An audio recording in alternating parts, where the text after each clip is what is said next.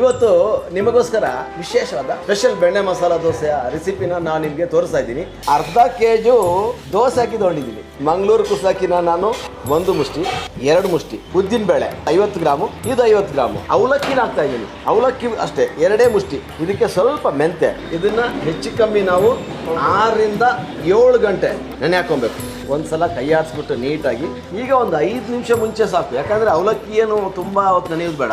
So ಈಗ ನಾವು ಇದನ್ನ ರುಬ್ಲಿಕ್ಕೆ ರೆಡಿ ಮಾಡಿ ಕೊಡ್ತಾ ಇದ್ದೀವಿ. ನೋಡಿ, ಇಲ್ಲಿ ತನಕ ರುಬ್ಬು ರೆಡಿ ಆಯಿತು. ಅರ್ಧ ಕೆಜಿ ಅಕ್ಕಿಟ್ಟ ಮಿಕ್ಸ್ ಮಾಡ್ಬೇಕು. ಈಗ ಇದನ್ನ ನೀಟಾಗಿ ಮಿಕ್ಸ್ ಮಾಡಬೇಕು.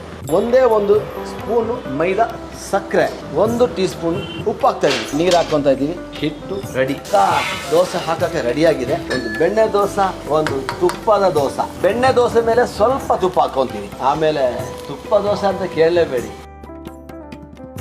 ಬೆಣ್ಣೆ ದೋಸೆ ಮೇಲೆ ಕೆಂಪು ಚಟ್ನಿ ಹಚ್ಚಲ್ಲ.